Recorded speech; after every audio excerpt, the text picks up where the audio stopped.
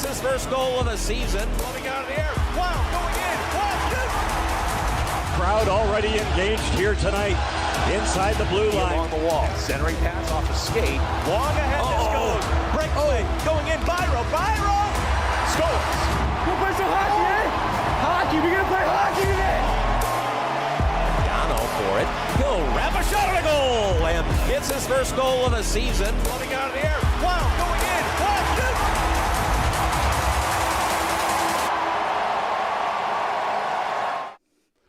Welcome to the Hockey Daily Reaction Show, Milan-Cortina, presented to you by Fortune Tires. My name is Robert Babiak, and I am joined by Chris Peters, and we're going to give you guys a breakdown of what happened in hockey today, and then later in the show, we'll tell you what's going to happen tomorrow. Really? Well, that sounds good. I think that is what a daily reaction show should be. It sounds like the title is pretty self-explanatory. Super excited to be doing this with you, Robert. It's a lot of fun to talk Olympics. We've been waiting for this for a while. I could not sleep last night. Everything going great. The hockey action was fantastic. We're going to break it all down for you guys. Lots of analysis, lots of banter. He's Canadian. I'm American. You know where our allegiances are going to lie. And we are going to break it all down right here on the Hockey Daily Reaction Show. So, buddy, let's kick it off. Let's get her going. Canadian women bounce back 5-0. Finland. Hey. Yeah, they needed that. Yes. They needed that. So that was a great game, a great start. It was a nice kind of way to start the whole day with Canada getting going in the morning. And yeah, I mean, that after losing 5-0 to USA, responding, still no Marie-Philippe Poulin. We'll talk a little bit more about that later in the show. And then another game involving the Canadians, a big win against Czechia. Yeah, and this is, I think this is the one that everybody wanted to see. It was a great matchup to start. Czechia, pretty talented team, plenty of NHL players, not fully NHL like Canada is, but that was an incredible, dynamic, dominant showing by Team Canada. It's exactly what we expected to see. Lots to talk about that game, lots to break down. And just really, I thought, for me, as somebody that has been waiting for 12 years to see the NHL, that Canada game delivered everything your eyes could have possibly wanted to see. There was a lot going on. There was rough stuff that was somewhat surprising in some ways, but the way Canada played on the small ice, I think there's a lot to talk about. But a big game, goal differential matters, people. So when there's a 5-0 win, you have to tip your hat just a little bit more because you have seeding and stuff coming up and all these teams are competing. But someone else tried to compete, and Chris, France, they went after it. Unfortunately, the Swiss were one step ahead. Yeah, the Swiss were a step ahead, 4-0 win for Switzerland, and that's who Canada will play tomorrow in this tournament. And the Swiss have a really good team led by Roman Josi, Nico Hischier, Kevin Fiala. I mean, plenty of great players. Timo Meier had 2 goals in the game. But yeah, I mean, if you're Team France, they're here kind of by default. You know, they ended up getting into the tournament because Russia is not, and so they want to prove that they can do a little bit more. And it's a really interesting dynamic that this tournament brings with a lot of these teams that are, they only have one NHL player, Alexander Texier. So they do have some former NHL players, but really we saw the class of the Swiss, and there is going to be a pretty big gap between the haves and the have-nots here. Yeah, I have to acknowledge this. There's 2 guys on France's roster who started the year off in the ECHL, which is a third league, not often represented at the Olympics. So obviously that's going to play a big impact. But there was another game, Chris. Germany and Denmark happened to be on the same time as another game, which is unfortunate that they can't stagger them all throughout. But that was also very exciting. We got some pretty cool goals out of, Tim Stützle. Yeah, Tim Stützle, 2-goal game. It took Leon Draisaitl, less than half a minute to score in that game as well. Exactly what you want to see. That is probably going to be Team USA's toughest game. They will play Germany in the preliminary round. They'll take on that team. But you think about the golden age of German hockey. Well, we are in it right now. Leon Draisaitl is leading the charge, but then you have Moritz Seider, you have Tim Stützle, you have Lucas Reichel, JJ Peterka, guys that have played in the NHL more recently, guys that are first-round draft picks. So it's really exciting to see the growth of hockey throughout the world. And that's one where I just think that that's going to be a great a team to watch, especially seeing Leon Draisaitl, flag bearer for Germany, and now the captain. You know he's fired up and is going to try to will that team to victory. And Leon was very vocal in the media. He was very to the point right before leaving from Edmonton about their struggle. So I think some of those guys are coming in with an additional chip on their shoulder. But you look at a team like Denmark, who has guys playing all over NHL, AHL, SHL. I think they represented pretty much all of the top leagues with their roster in Europe. So yeah, it's going to be a little bit harder for them to compete. And we'll actually break down some of the ice-related things later. You know, give you guys a bit of an inside look as to maybe how the players are reacting from your European player to your NHL player about the size of the ice. But the Denmark game was, from what I was able to watch, very exciting. Now, you also have to point out with some of these countries, they don't get to, work with each other as much, like Canada, the United States. But these European countries, a lot of these guys get to play with each other often throughout the year. So maybe some teams might gel a little bit more at the start of the tournament, the first few games. And then the other countries, as they start to get their gel going, things will get a little bit more competitive. And we kind of saw that a little bit, Chris. For a little while. In USA versus Latvia. I almost said Canada versus Latvia because the World Juniors is leaving me with PTSD because of what happens every time there. But it almost happened here, Chris. Man, I'll tell you what, that was a nervous first period. Team USA, give a special honorable mention to Latvia's video coach for all the things that he was doing, challenging goals. I thought they might as well just challenge every goal, see what happens, see what sticks. But USA ends up pulling out the 5-1 victory. We're going to break that entire game down in another segment and just kind of get through that, including the disallowed goals, including the controversy there, and then the players that really, really stepped up. And that's something that we'll talk about throughout the show as we go forward on this one. But watching that U.S. team, it did kind of take them maybe a period or two to gel. And then in that second period, that's when we saw them open everything up. Quinn Hughes doing his thing, Jack Hughes doing his thing, Brock Nelson dialing it back. I mean, looking like Mr. Fantastic with the gray streaks on the hair. What a legend he is going to be back in Warroad, Minnesota, which is where he's from. And he's now a third generation from his family Olympian. So he has a big showing. We're going to talk about him a little more in depth as well. So much excitement, Robert, with the way that this tournament has started to unfold. We knew that there would be good games. The big games are still to come. The more challenging games are still to come. There's a great one tomorrow with Sweden, Finland, and now a must-win game because we did see Finland get upset by Slovakia yesterday. Yes. So, there is so much happening already within the first 2 days. And it feels like that 12 years, you remember TJ Sochi? You remember Sidney Crosby in the gold medal game? You remember all of these great moments?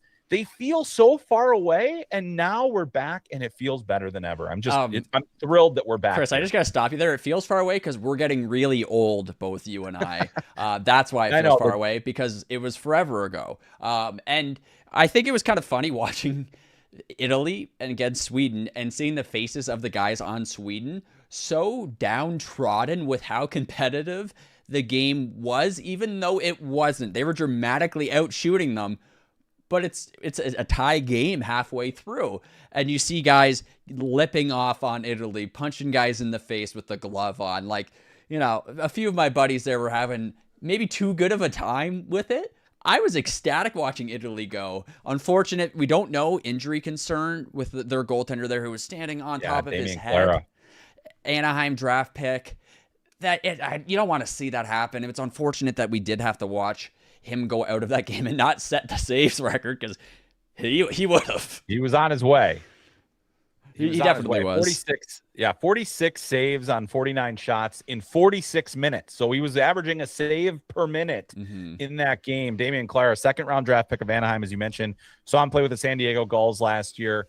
Probably will play there again in the spring. But, man, I'm telling you right now, we've got a lot to get to today, man. And we're only scratching the surface at this point. Yes, no, we are definitely scratching the surface. The surface being the ice also seemed to, it held up, and everyone's a little surprised, but make sure you stay tuned for when we actually break that down. But there's a lot of stuff we got to break down. Refereeing, the panel on CBC had a lot to say, quite a bit to say, almost too much to say. But after we get back from the break, guys, there is more refereeing to talk about, but also Canada, Czechia, and we're going to give you guys a breakdown. But Fortune Tires on FloHockey, whether you're driving to the rink or cross country, find a retailer near you, FortuneTireUSA.com.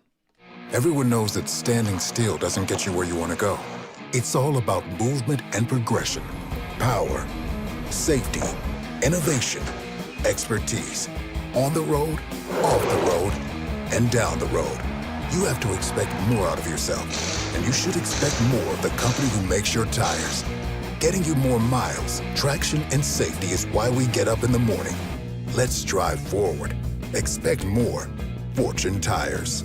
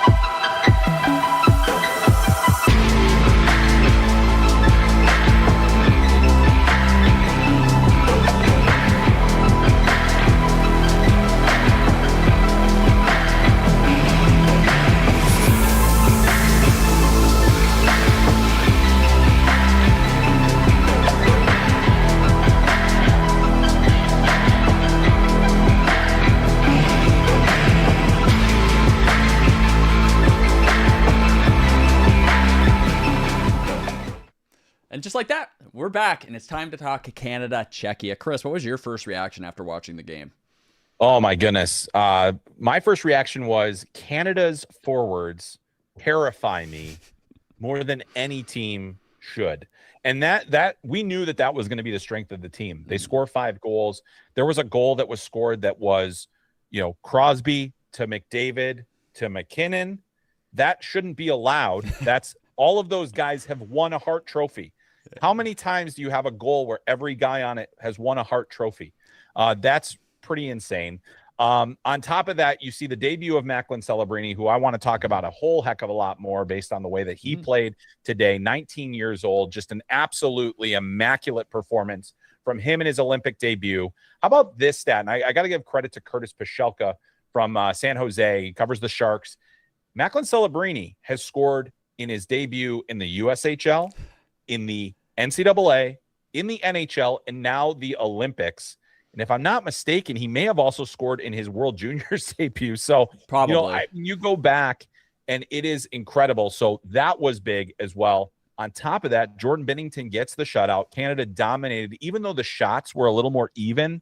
How many of those shots were coming from the outside? Canada was locked in, ready to go. They dominated a very talented Czech team. Yeah, Chris, I got to be honest. I think most of the shots probably did come from the outside. Now, granted, both teams were crashing the net, which is something that I will bring up to tee this.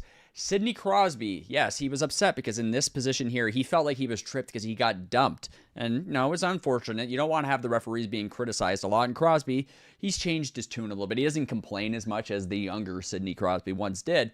But there was a goal to start the game, that kind of got called off. And they're like, hey, that's a trip. No, it's not. You shouldn't call that. I'm a Canadian. It was a trip. Chris, you agree. It was a trip. It was a trip. Yeah. I mean, and that's the thing is like we did see, because there was some a mixture of, European officials with NHL officials, and they are going to call the game a little bit differently, and players are going to have to adjust to that. And the rules are, in fact, a little bit different. There are certain things. There were a number of calls in the U.S. game too, where, Austin Matthews got hit in the head, didn't get called. Like there are going to be things that players are going to have to get used to. The thing that I saw was that regardless of any time Canada didn't play their best, they always had a response. So, they were able to get a big penalty kill. They were able to get a big save from Binnington. They were able to, really disrupt anything Czechia was trying to do in this game. And the thing that struck me was the pace of play for Canada is going to be a factor no matter who they play. And that's the thing is like when you bounce back from those situations where, you have a goal waved off or other things like that, like they just never seemed phased by any of it. And it really was a business-like effort, I felt like, from Canada. It was very matter of fact, and it was very physical, and that really came into play. I think you just got complete buy-in, and we've got a coach, Cooper. He's just the guy. It's what he does. He's a dude. Yeah, he does. This is his thing. And he's able to communicate that to the players in a very effective way. He's got his messaging nailed down. He's got his expectations nailed down. And he just talks to them. He's not one of those guys that's screaming on the bench. He's also not a guy that doesn't say anything on the bench. He's very even keel, and he explains stuff even to the media in a way that you go, hey, okay, we're getting insight. We understand why this is happening. They've got buy-in on the pace because they brought back a lot of guys from last year. And you've got young guys who, there's no point at Celebrini career, I don't think that we went, oh, this guy, he doesn't buy in. He's always going. Even when, made his NHL debut, and there's tons of pressure with that, mom and dad in the stands, he's still going. So I think you got a lot of buy-in from this group. You know who's buying in to the rough stuff, though, is Gudas was on the hunt in that game. Yeah, Radko Gudas, but that's what he does. I mean, he's the butcher. He is a guy that is going to come through and he's going to make things very uncomfortable for you. And really, I think if you are Czechia and you're playing in that game, you need to be somebody that's dictating the physical play. You need to be a team that is pushing the pace, making things uncomfortable. Canada's better than you. They're faster, but can you outwork them? And in the end, the answer was no. It didn't knock them off their game at all. But that's the kind of stuff that you're going to have to try to do. And yes, Radko Gudas was on the hunt. He's always on the hunt. He's never not been on the hunt. I was just surprised to see it in the Olympics, especially in a game when they were down and goal differential kind of matters. I'm actually surprised he didn't get, one of those, hey, like this isn't how this is going to go type of penalties. But you could argue Tom Wilson also could have got one of those, hey, like, come on, let's settle it down. I think that's why some of the players, like Austin Matthews in particular, looked a little sad and sour because there was some stuff that we saw not get called and other stuff get called, and people are going to argue about this for the entire Olympics, especially one of the other goals that was called off, but we'll get into that a little later, won't we, Chris? Yeah, how many of those did they get called off? I mean, we'll talk about the USA Latvia game where all of that was big, but I'd say when you look at the Canadian team, the other thing that really stood out, I know we're going to talk about him a little bit more in a little bit, is just Jordan Binnington coming back in and making everything look pretty easily. And after the game, John Cooper told the media, when did you make the decision about the starting goaltender? Oh, about 358 days ago. Now, of course, he's been coy and he's been like, we're not going to name our starter, all that stuff. Meanwhile, all the while, he's telling Jordan Binnington, hey, it's your net. It's your net as long as you want it. There is a chance that they will switch goalies because they have the back-to-back games. So Switzerland may end up getting a different goalie than Binnington. But I also think there's that potential of, hey, you didn't get super worked in that game. Should we maybe go back to you and let you get into a rhythm? And that may happen as well. The question that I'm going to have is anybody going to get to the interior consistently enough against Canada to even really challenge Jordan Binnington at this point? I hope not. That's the easy answer for me. I do. I want to see it. It's small ice is the thing, though, right, Chris? So, it is easier to stay on the outside when the ice is just a little bit smaller. And these European countries playing against Canada, those guys are going to be a little maybe off kilter a little bit, but because they're used to being able to just pop outside with lots of room because defenders won't go all the way to the wall. But I think it's time for us to hit our fortune four players who drove the action in the games today. Chris, I guess I'll let you go first. Yeah, well, when we get to our U.S. breakdown, we're going to be spending a lot of time talking about what both Brock Nelson, Quinn Hughes, Jack Hughes, you can name a lot of different players and what they did in the game. But the guys that stood out to me, the guys that we are looking as top performers of the day, Brock Nelson scores 2 goals, even had 1 disallowed. He was all over it. I think that he's a real tone setter for the team. That was their 4th line. So Team USA getting goals out of their 4th line, when you have that, that's such a critical element. Scoring depth, so important. Brock Nelson was probably one of those guys that a lot of people were like, really, Brock Nelson? But if you've been paying attention to Brock Nelson's career, maybe one of the most underrated NHL players in a long time, just because of how much he has done and how successful he's been. He's been a typical 30-goal scorer. He's been a good two-way player. He does a lot of the things that they need him to do, and he's been great for the Avalanche this season. And so Brock Nelson is my number 1 in my Fortune 4. My number 2, Quinn Hughes. I think everything Team USA is going to do is going to go through Quinn Hughes. He is going to be the guy, the straw that stirs the drink. He's going to create more zone time for them by the work he does at the offensive blue line. He's going to get pucks out of the zone very quickly. He's going to be able to help them transition. Everything this team does is going to start from the back end. I think their D-core is important. Quinn Hughes is their most important defenseman. He is the guy that is going to make it all happen. As he goes, so will Team USA. It's very important to keep him in a good spot, protect him well, and then also make sure that you're managing his ice time properly, because this is a lot of games in a condensed schedule, and he's going to be really critical to what you do. So that is my fortune, my top 2 of the Fortune 4, but to close it out, we got to go back over to you. Yes, so Binner, shout out. Good job. Plays for St. Louis, has some trouble. Now is able to lock in, and I figured starting him would make sense, especially in this game, because it's like one of your medium difficulty games, and why not give it to him? He was your guy, and he's showing that maybe it's not just him in St. Louis that was struggling, and I think it proves a point for him, which is ideal, I think, in this situation. It's a good confidence boost. Maybe he gets moved at the deadline. We shall see. But I cheated on this next one. The Fortune 4, my final 4, it's the Canadian women. I'm giving it to each and every single one of them for bouncing back. A big bounce back. Granted, they didn't look dead in the water by any means. It wasn't a great performance that they had against the USA. However, they locked it in and were able to secure what was an important win for them. Things for this tournament have shuffled around because games having to be postponed. It's an unfortunate result, but that is our Fortune 4. After the break, though, a USA breakdown. But guys, Fortune tires on FloHockey, the official tire of the AHL. Find your nearest retailer at fortunetireUSA.com, and we will be right back with a USA breakdown. Everyone knows that standing still doesn't get you where you want to go. It's all about movement and progression, power, safety, innovation, expertise. On the road, off the road, and down the road. You have to expect more out of yourself, and you should expect more of the company who makes your tires. Getting you more miles, traction, and safety is why we get up in the morning. Let's drive forward. Expect more. Fortune Tires.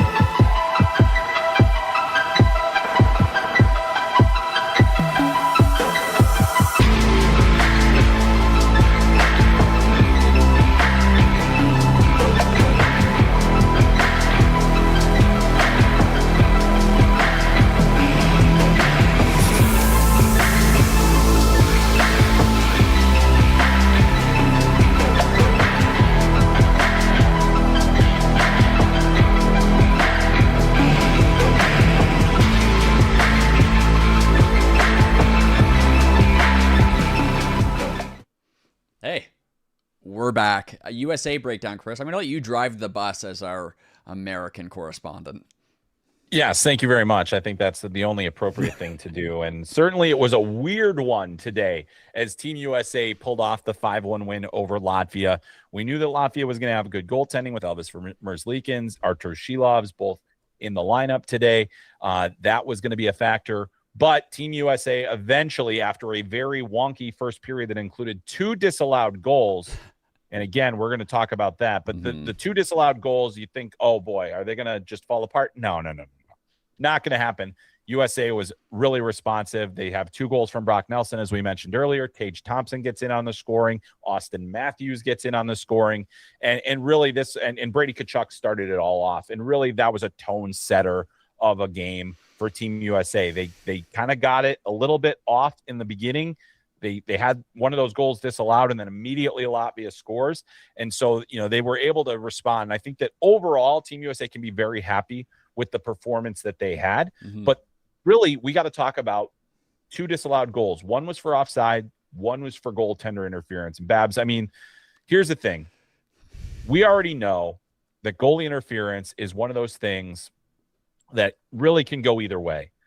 And this was one where I didn't necessarily, especially in double IHF play, if you are a forward that is anywhere in the blue paint and you make any amount of contact with the goalie, they're going to err on the side of goalie interference. But you and I were talking about off air, talking about the game where USA and Canada's women played. USA had a goal allowed with a lot more contact than what we saw from JT Miller on what would have been Brock Nelson's first goal. So that was, to me, that's going to be the thing to really keep an eye on. That is going to play a factor. Yeah. Also, we didn't necessarily get all of the replays on the offside call. It didn't look like there was conclusive evidence for that, but they may have gotten an angle that we never saw on the broadcast. But again, those are the things that can happen. And I'll tell you what, so Team USA has John Tortorella on the bench. I remember watching the World Championships years ago. John Tortorella is the coach.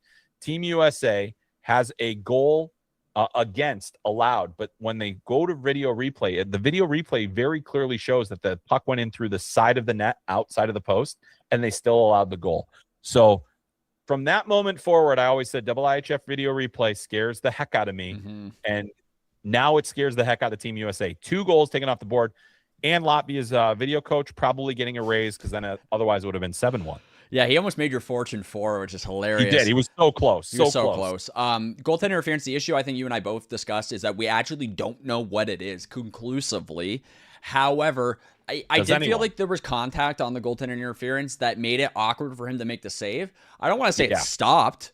It was awkward for sure. And the blue paint, so like basically, and they talked about this on the broadcast, the blue paint is like sacred ground. Forwards don't go in the blue. I think if everyone kind of just is able to play with that, like don't put your skate in there, you should be able to avoid the goaltender interference in some way.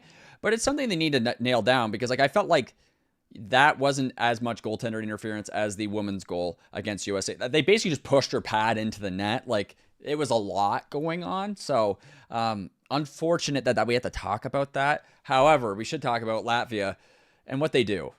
World Juniors, World Championships, Olympics, they do not play to win. They play to keep the game as close as possible, and it almost results in them winning so often if they can counter perfectly.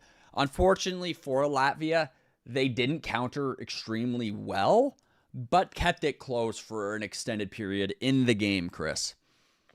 They did. And, and that's kind of, I think that's what a lot of these countries do. We even saw Italy do that against, Sweden the other day, where if you get the goaltending and you're able to be disruptive enough, you can slow a team down and you can make them think about it. And the longer you hang around, the more the chances exist that you can, pop a goal somewhere.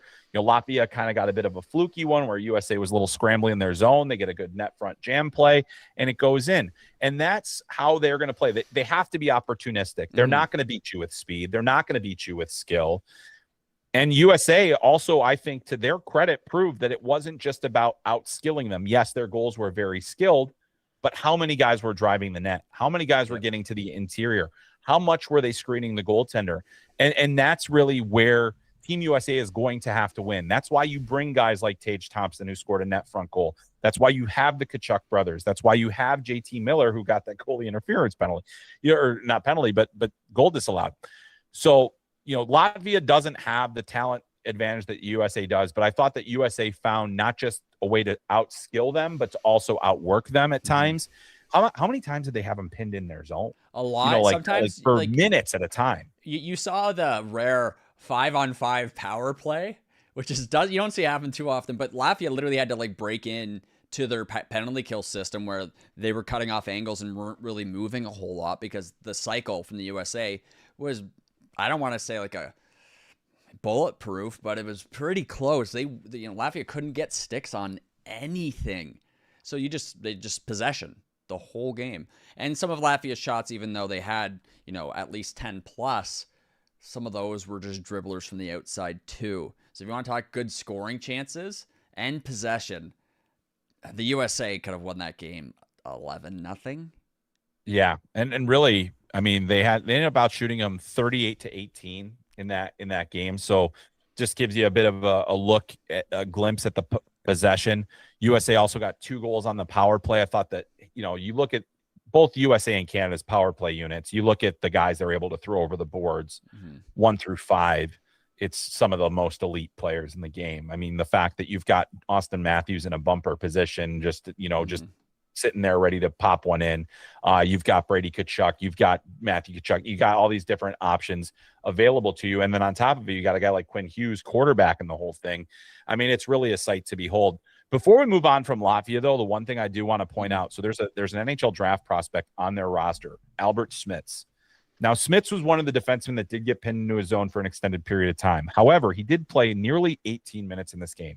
He is 18 years old. He was in the World Juniors a couple months ago. This is a guy that played in the Under-18 World Championship last spring. So we're talking about a kid, 18 years old, going up against Austin Matthews. And actually, he put Austin Matthews on his seat twice in the game. He was absolutely a menace out there. The confidence that young man has, he was one of my favorite people to talk to at the World Juniors because he just doesn't care. He is not, it just doesn't matter to him. No, he's like, he wants to play hockey. He wants to play well. He wants to win. That's it. That's really all that matters to him. He doesn't want to talk to the media. Doesn't want, and he's not mean about it. He's just himself. And so that was, to see a young guy like that who is draft eligible for this season. Obviously, I, do a lot of work around the NHL draft. This is a guy that we're going to be talking about very high. We're talking top 5, maybe even top 3. He could be one of the first, if not the first defenseman off the board in June. And if he has a great Olympics, we're talking about him a lot more. So keep an eye on him, especially in the games where they're not playing Team USA, because they're going to have opportunities against Denmark and Germany to potentially get a couple of wins and improve their seeding. But that is a guy that is a name you absolutely must know. I thought he played excellent today, with the exception of the shift where they got caught in their zone in the second period for 5 full minutes. But aside from that, good job. Yeah, he should change his name to Dennis. But that brings us to our Fortune Ice report here, guys. And I actually have an inside scoop from one of the players at the Olympics that I'm going to read out to you. He says, "The ice is really good. The rink is beautiful. The only thing for me is the size of the ice. The NHL guys I've asked said there isn't much of a difference. But I usually play on the big ice." This player plays in Europe currently. He said, "The real change is the corners are tighter and the neutral zone feels a lot smaller." So with that context given there, yes, the ice conditions, nothing to be worried about, which is, I think, a good thing for everybody. But the European players are not loving the smaller ice nearly as much, Chris. Well, yeah, I mean, it makes sense. There's less room to move. There's, your regroups are, especially you can sometimes regroup in the neutral zone just outside the dot, or in the offensive zone just outside the dots, and give yourself a little more time. See if maybe somebody comes chasing you, gets you out of position. So that's going to be something that the players are going to have to adjust to from the guys that play primarily in Europe. But I think that the smaller ice, it definitely plays into the hands of the guys that have more NHL players. It's a little bit smaller than NHL ice. But I think that, to your source's point, like, just the timing of the game is different now. The pace of the game is different now. The decision time you have is next to nothing. And we really saw that in Canada, Czechia. That was one where I felt like the Czechs, every time they had their stick on the puck, there was a Canadian right there. And that's winning hockey. And that's how you're going to have to do it. And those players are going to have to adjust. And the ones that do will have success. The ones that don't are toast. Hey, USA, big win. But another Fortune Tires break we have coming up. And after that, we're going to give you some previews. But Fortune Tires is the official tire of the AHL, guys. Built for every drive, every season. Find yours at FortuneTireUSA.com. Everyone knows that standing still doesn't get you where you want to go. It's all about movement and progression. Power, safety, innovation, expertise. On the road, off the road, and down the road. You have to expect more out of yourself, and you should expect more of the company who makes your tires. Getting you more miles, traction, and safety is why we get up in the morning. Let's drive forward. Expect more. Fortune Tires.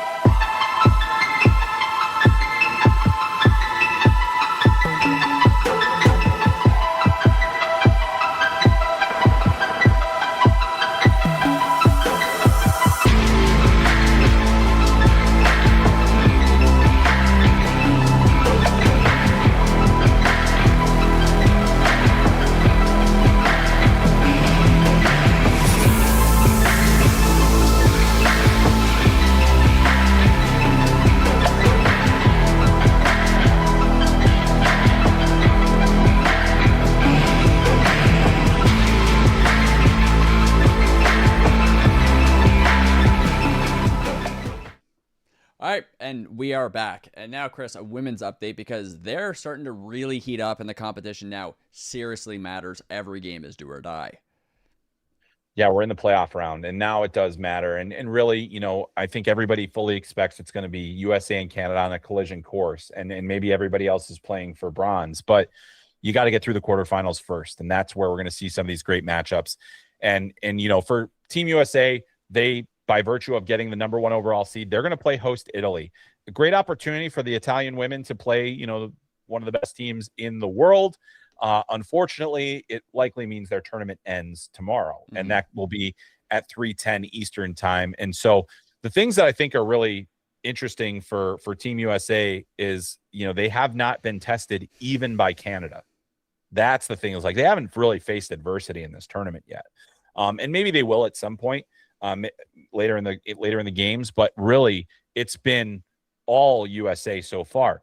Meanwhile, for Canada, in terms of they get an extra day because they had that weird game where they had the day off with Finland with the norovirus outbreak. They played the game yesterday. Their quarterfinal is the day after, so they get a little bit of breathing room. They're going to be able to play on Saturday, and now hopefully they can get Marie-Philippe Poulin back. And that, to me, is the biggest storyline of the women's tournament right now. Marie-Philippe Poulin goes down against Czechia in their game. Does not play against the United States. Canada loses 5-0. Does not play against Finland. Took Canada a little while to get going, but they eventually did.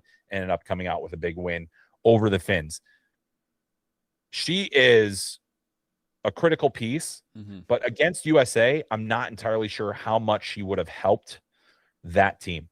The speed differential was the thing that stood out to me. What was it that stood out to you last time we saw USA and Canada meet, as we count down the days until we hopefully get to see them again in the gold medal game? Well, I hate to say the same thing over and over again, but Canada really got pushed out to the outside quite a bit. And I think that a lot of those shots from the outside, if you're going to have those, you need to be driving the front of the net to grab the rebound. We didn't see that drive because the U.S. defenders actually mitigated that. The drive was available. Canada just wasn't able to beat them, partially maybe because of the speed of things. And that's how it goes sometimes. As some of these groups get older, the group of players they have changes. The USA has seen their players have gotten a step better on the D core. You look at Edwards, utterly one of the most fantastic women's hockey players at her age, almost bar none. And that really slowed Canada down. Like, what are you supposed to do? If you're not going to be able to compete them with speed, you got to beat them out with physicality.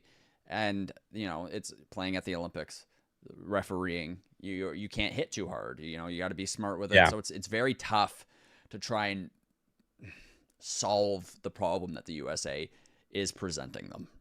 Yeah, I mean, you almost have to go back to trap hockey and find a way to trap. And the good old 1-3-1. Yeah.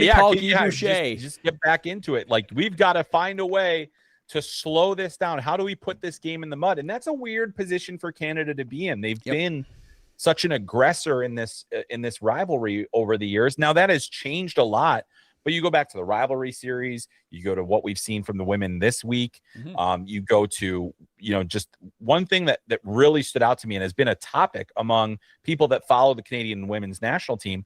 Their average age is over 29 years old, whereas Team USA's average age is just under 26 years old at like 25.8. And that you felt that more because of the exuberance of the U.S. team, the speed of the U.S. team. They were just as physical as Canada was, if not more, even though Canada probably is a little bit bigger and a little bit stronger and certainly wiser, with the age gap. But still, I think that this is very much in play. That game, that's not the game you come to the Olympics to win. Now you have to go and play that one. But getting Marie-Philippe Poulin back feels so critical to Canada's chances. She has not been ruled out for the tournament. She is listed as day-to-day. She comes back, and they've got every reason to believe. She doesn't, it might be over already. Yeah, and you have an aging group of other players who are still performing quite high in the PWHL, and these girls also women play a lot of games. You look at the rivalry series, Women's World Championships, everything, it stacks up. It's a lot more games being played, which is exactly what they wanted. However, it does weigh on you at this point in the season.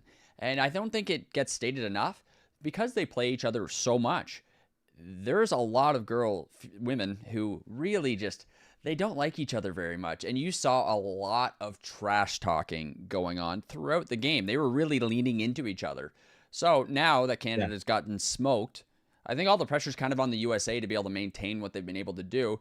Canada coming in as an underdog, maybe that gives them a bit of an advantage. But at the end of the day, you have to respond in some capacity. And Marie-Philippe Poulin on and off the ice is a leader, so she can still set the tone if she doesn't play. Yeah, that's true. That's true. But gosh, you certainly need Captain Clutch if you're going to have a chance, I think. But you still, a lot of hockey left to be played. The games remaining in the women's tournament, starting the quarterfinals, you'll see the first quarterfinal tomorrow is going to be Czechia versus Sweden. Now, Sweden is undefeated. Czechia played in the upper bracket. Sweden played in the lower bracket. Sweden won all 4 of their games. They're coming in with momentum. That's not a good place for Czechia to be, as they were trying to kind of bounce around there. So Sweden gets them. Then you got USA, Italy, as we mentioned, tomorrow afternoon. That is going to be, probably a very lopsided game, quite frankly. Respect all opponents. Call a spade, though. Yeah. And then on Saturday, you've got Canada versus Germany. That should be a cakewalk for Canada, though. Germany did look good in a couple of their games here so far. And then Finland, Switzerland. And those are 2 teams that have traditionally been those next tier teams that are often competing for bronze medals and other things like that. So one of them is going to be out in the quarterfinals. That should be a very interesting quarterfinal there. The semis will come later in next week. That's on Monday. And we will have all of that broken down as well right here on the Daily Reaction Show, because we have got, there's games on games on games. We're going to have such a great time watching that. The groove in my couch is completely, it's set, and it will not change for the next 12 days. I now live in my studio. This is where I exist between this or when the day wraps up and I play F1 for probably too many hours trying to relax at the end of the day. It's a very busy Olympics. I don't think anyone, I'm also watching the downhill skiing. They're going 100 kilometers an hour. It is insane. I watched a girl wipe out and I'm like, oh my God. And my heart starts racing because of how much excitement there is. There's all sorts of random sports you get to see too. So it's not just about watching hockey. There's a lot of learning experience. I've learned so much watching, the bobsleigh and things like that. There's all these little things that go into these different sports, and all these countries really trying to compete with each other. And as the years have gone on, especially in hockey, we've seen it become more competitive. So it's not always just, a 2-team race. Teams are able to throw wrenches into things more and more. And sometimes that wrench might be for a period and a half, like we saw between the USA and Latvia and on the men's side. Or on the women's side, when Canada was playing Switzerland, you were waiting. I'm waiting. I'm can we score? Can we score? Can we score? And then it starts to lean on. Next Olympics, Chris, we may have an even deeper race to see who's actually going to be represented in the semifinals rather than who's going to be making it to the finals. Yeah, the world continues to catch up, and it's great to see. It's great for the game. We want more competitive games. We're going to start seeing a lot more competitive games here as the Olympics continue. Yeah, and one thing that's interesting to note is as all these teams are starting to play and gel with each other on the men's and women's side, but more specifically on the men's, as that glue starts to get in there and they start to get set, you're going to see players who don't get to play. You're going to see people who are scratched for the games. Canada obviously had an injury that may be a concern with Morrissey. We will find out with that. But keep in mind, you have 7 defensemen dressed. So Canada still has a spare defenseman, and teams are going to try and roll people in. John Cooper was making sure that he had all 7 of his defensemen playing in that game up and before that injury happened. But there's a lot to navigate, especially having your spare forward too. You can really shift how your roster functions. Yeah. The roster construction in the Olympics, having 20 skaters available to you does change the dynamic. USA was able to kind of work in Brock Nelson and Vince Trocheck. They moved Kyle Connor around a little bit. They were, so you have that fluidity in your lineup from forward and defense. And I think, for Team USA, for the women on both the women's side for Canada and USA, they've been able to get their entire teams involved in the tournament. USA even played all 3 of their goaltenders. One of their third goaltender got only a couple of minutes because there was a really long whistle, unfortunately, or long gap between whistles when they were trying to get her in. But I really think that there's this roster construction. It's so critical. And if you have the right group of players, you can plug and play, mix and match, and do all those different things. The fact that Canada had Travis Sanheim, who was in the tournament, in the 4 Nations for them, on the sidelines, that's really a good guy if Morrissey is out, and you hope he's not. But yeah, Josh Morrissey going down with that injury with a game the next day. We'll see where that all plays out. But we're going to talk about the games coming up here in our next segment. And we'll be back after the break. Everyone knows that standing still doesn't get you where you want to go. It's all about movement and progression, power, safety, innovation, expertise. On the road, off the road, and down the road. you have to expect more out of yourself. And you should expect more of the company who makes your tires. Getting you more miles, traction, and safety is why we get up in the morning. Let's drive forward. Expect more. Fortune Tires.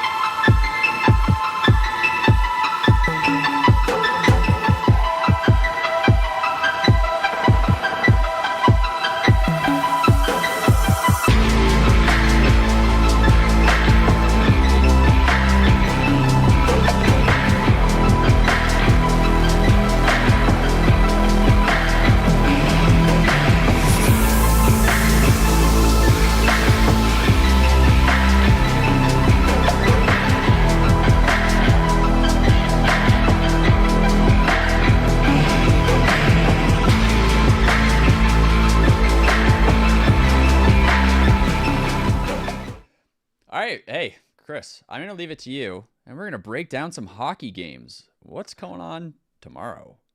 Yeah, so tomorrow is going to have a great schedule, and including one of the best games of the preliminary round when we've got Sweden versus Finland. That's at 6:10 a.m. I want to talk about that one here in a second, but just to give you the rest of the schedule, 6:10, you've also got Italy versus Slovakia. You've got France, Czechia tomorrow as well in the men's side. We talked about the women's games in the last segment. Also in the afternoon, Canada versus Switzerland. So a jam-packed schedule, but 6:10 a.m. Eastern, Finland, Sweden. And Finland now facing a must-win game. They're going to make the playoff round, but you won't have any chance of getting the bye if you don't win out here. Yep.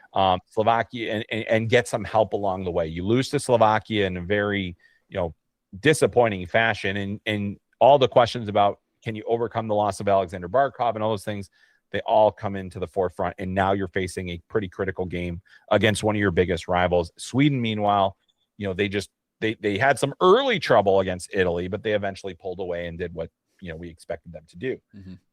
This is as good a game as you could ask for in terms of the importance at this stage of the tournament, when the format really doesn't allow for a lot of the top teams to play each other. No, it doesn't. And it's kind of like we described the group of death before. You don't want to end up in that group where you really have to go for the dogfight, because playing the qualification game adds another game into an already cramped schedule, forcing you to, well, if you're going to win it all, you got to do it in 7 now instead of the teams that get the bye that can do it in 6, right? So it does change the dynamics a little bit. Finland playing with one non-NHL player. It's an unfortunate result because of injuries for them. They're just getting crushed. Same thing at the Four Nations face-off. It was almost too bad. But getting Slovakia's AHL goaltender that you and I watched at the outdoor game, he played unbelievable. Samuel kind of was on his head. So maybe they can dark horse it. Are they going to sneak their way through? Who knows? Wow. Yeah. I mean, and Juraj Slafkovsky put on a cape in that game too. 3 points in that game. Unbelievable. The Montreal Canadiens #1 pick. I mean, last time he was in the Olympics, he was playing in his draft year, scored 7 goals. He now has 9 for his career. He has tied Jaromir Jagr's career numbers in terms of goals in just 7 games or 8 games in the Olympics. Slovakia won bronze last time. There were no NHL players here. And they are trying to prove to people that they can play. And you mentioned Samuel Halavai, 39 saves, plays for the Iowa Wild in the AHL. He played a game in the ECHL this season. Mm-hmm. He is, undrafted, but only 24 years old and still very much has the runway. And here he is at the Olympics playing as well as he did. So now you've got that Slovakia team. They have Italy that might feel like a breather, but as we saw, you can't take Italy too lightly. And if Damian Clara is back, then they have a good goaltender to go at you as well. But man, that when I look at Sweden too, like I think they feel like they probably have more to give. Mm-hmm. And based on reports today, it sounds like Jacob Markstrom is going to get the start after Philip Gustafsson got the start in the opening game and didn't look all that great in that game either. So now you got Jacob Markstrom going, and it's going to be really fascinating to see kind of how Sweden manages their goaltending situation going forward. Yeah, and if you're Sweden, you're kind of coming off a game where you don't feel good. You won, but you don't feel good at all. And all the talk was about Italy. It was not about you. You were supposed to dominate, and you struggled to do so. And you can see how frustrated they were. It was not going well for them. And you have players who are playing a little banged up. We know for a fact that William Nylander has had a lot of maintenance issues this year, that he's had to rest for the Leafs. He's been out a lot for the Leafs. I think that does play a little bit of an impact for them too. They got to kind of find their groove. If they win here, it is monumental momentum for them. But Team Italy. Say that 3 times fast. I'll try after the show, not on camera. But Italy has a chance just to go out there and just try and just repeat the same thing. And it's sort of a moral victory. We don't say that a lot in sports, but this is probably the most moral victory you can display, I think. It's like if France was able to pull a win, it'd be an even bigger moral victory. Yeah, I mean it's incredible the way that you can build throughout this tournament. It's not about playing your best games right away, and that we have the qualification round, that there is a playoff round, and that there's another day to play for a lot of these teams. It does kind of take some of that pressure off and allows you to kind of find your game and get into your game. And I think that that's one of the things for me that is really fascinating to watch these teams do. And that's true of Canada and the US and anybody else. Like they're still gelling. They're still trying to get it together. So all of these teams, these games at the very outset of this tournament, it's important, like in the grand scheme, is it going to be the difference between you making it and not making it? Mm-hmm. I mean, in the case of a couple teams, yes, but for most of them, it's more about getting things going. And so, I think especially with that early game, and then you've got Canada, Switzerland, mm-hmm. and I think that's a great, Canada goes back to back right away. And now they have a really quality opponent. They had a quality opponent in the opener. They were able to get their game going. Now you get to see what else you have. And I'm excited to see what Roman Josi, Nico Hischier, and those guys can do as they push back, because the Swiss, they've been one of the best teams internationally. They've been to, multiple championship games, gold medal games at the World Championship. Yeah, that's way different, mm-hmm. but that experience matters for those players, and it's going to be very critical for them going forward. Yeah, winning, no matter where it is, winners win, and you're able to build momentum and stuff. And this group also is able to play with each other a little bit more than some of the other countries, because they're not all NHL players on Team Switzerland. So some of these guys have been able to gel together a little bit more playing at those World Championships. Chris, can you just give me your prediction here for how you think that Canada-Switzerland game is going to go? I won't give one because it's biased. Yeah, good. I'm glad you won't give one, because you're the Canadian and you're only going to give us a biased answer. You're going to say it's going to be 12-1, and then I'm going to be like, what are you even talking about? Have some respect for the Swiss. I'll tell you what, though, I do think that Canada is going to be very difficult to score against in this tournament. I think it's going to be a 5-1 Canadian win. Similar, I do think that somebody's going to score a goal against them. There's just enough skill on Switzerland to really challenge them and maybe catch them on a power play or in transition.